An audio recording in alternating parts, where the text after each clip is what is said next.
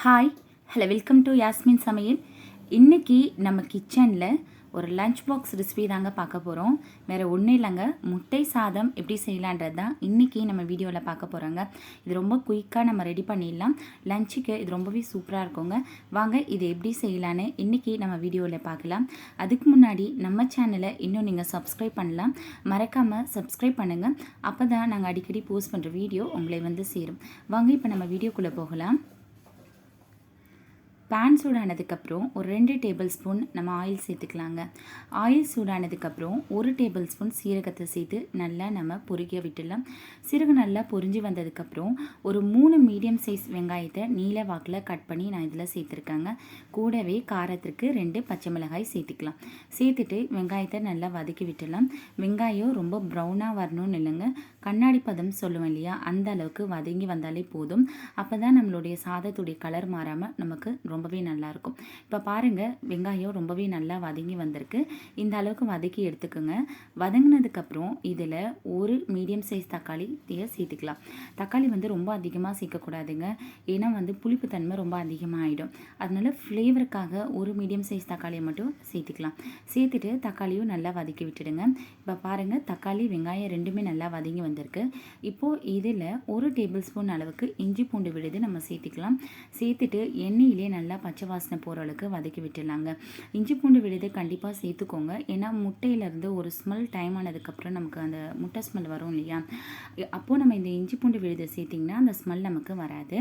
இப்போது இதில் ஒரு 1/2 டேபிள் ஸ்பூன் மஞ்சள் தூளும் கூடவே ஒரு 1/2 டேபிள் ஸ்பூன் கரம் மசாலா, இது ரெண்டுத்தையும் சேர்த்துக்கலாம். கரம் மசாலா சேர்த்துக்கோங்க, ஃப்ளேவர் வந்து ரொம்ப சூப்பராக இருக்கும். சேர்த்துட்டு எல்லாத்தையும் ஒரு தடவை நல்லா இந்த மாதிரி வதக்கி விட்டுடுங்க. இப்போது இதில் ஒரு 3 முட்டையை நான் உடச்சி இதில் சேர்த்துக்கிறேன். முட்டையை சேர்த்துட்டு உடனே நம்ம வந்து கிண்டி விடக்கூடாதுங்க. கொஞ்சம் நேரம் வெயிட் பண்ணுங்கள். ஒரு 2 to 3 செகண்ட்ஸ் நீங்கள் வெயிட் பண்ணிங்கன்னா இந்த ஆம்லேட் மாதிரி நமக்கு சுற்றி வரும் இல்லையா, இந்த மாதிரி வெந்து வந்ததுக்கப்புறம் இந்த மாதிரி திருப்பி விடுங்க. ஃப்ளேமை வந்து நல்லா மீடியம் ஃப்ளேமில் வச்சுட்டு இந்த மாதிரி மிக்ஸ் பண்ணி விடுங்க. மிக்ஸ் பண்ணதுக்கப்புறம் மறுபடியும் ஒரு 2 to 3 செகண்ட்ஸ் நீங்கள் வெயிட் பண்ணுங்கள். வெயிட் பண்ணிங்கன்னா அடியிலேருந்து நல்லா வெந்து இந்த மாதிரி வரும். இந்த மாதிரி திருப்பி விட்டு நல்லா பொடி மாஸ் லெவலுக்கு நீங்கள் இதை நல்லா ரெடி பண்ணி வச்சுக்கணும். தேவைப்பட்ட எண்ணெய் கூட நீங்கள் இந்த ஸ்டேஜில் சேர்த்துக்கலாங்க. இப்போ பாருங்கள், நல்லா நம்ம திருப்பி விட்டு பொடி மாஸ் மாதிரி நமக்கு சூப்பராகவே ரெடி ஆகி வந்திருக்கு. அந்த முட்டையில் இருக்கும் இல்லையா, அந்த குழப்புன்னு அந்த தன்மை இல்லாமல் நமக்கு நல்லாவே பொலன்னு நமக்கு ரெடி ஆகி வந்திருக்கு. இப்போது இதில் நம்ம சாதத்தை சேர்த்துக்கலாம். நான் வந்து 1 கப் அளவுக்கு ரைஸை வந்து தனியாக தண்ணியில் கொதிக்க வச்சு வடித்து நல்லா ஆற வச்சு எடுத்து இதில் சேர்த்துருக்காங்க. இந்த மாதிரி சேர்த்திங்கன்னா உங்களுக்கு சாதம் வந்து உதிரியாக இருக்கும். நீங்கள் குக்கரில் வடித்து சேர்க்கறத விட கூடவே தேவையான அளவு உப்பையும் சேர்த்துருங்க. சேர்த்துட்டு இப்போ இதை நல்லா வந்து மிக்ஸ் பண்ணி விடலாம். சாதம் வந்து நல்லா முட்டை மசாலா கூட மிக்ஸ் ஆகணும். அந்த மாதிரி நல்லா மிக்ஸ் பண்ணி விட்டுடுங்க. ஃப்ளேமை வந்து ஹை ஃப்ளேமில் வைக்காமல் ஒரு மீடியம் ஃப்ளேமில் வச்சுட்டு மிக்ஸ் பண்ணிங்கன்னா உங்களுக்கு நல்லாவே ஈஸியாக ரெடி ஆகி வந்துடும். இந்த மாதிரி நல்லா கலந்து விட்டுடுங்க. அப்போ தான் வந்து சாப்பிட்றதுக்கு ரொம்பவே டேஸ்ட்டாக இருக்கும். இப்போ இது நல்லா மிக்ஸ் ஆகி வந்ததுக்கப்புறம் இதில் நம்ம மிளகுத்தூள் சேர்க்க போகிறோங்க. நம்ம ஏற்கனவே பச்சை மிளகாய் சேர்த்துருக்கோம்.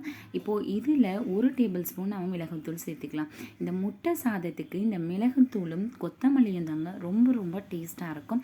அதனால் கண்டிப்பாக மிளகுத்தூளும் கொத்தமல்லியும் சேர்த்துக்கோங்க. இந்த மிளகுத்தூள் சேர்த்தது உடனே நம்ம முட்டை சாதமுடைய ஃப்ளேவர் வந்து ரொம்ப டேஸ்ட்டாக இருக்கும். சேர்த்துட்டு இந்த மாதிரி ஜென்டிலாக மிக்ஸ் பண்ணி விடுங்க. ஃப்ளேமை வந்து இதுக்கப்புறம் நீங்கள் ஆஃப் பண்ணிடலாம்.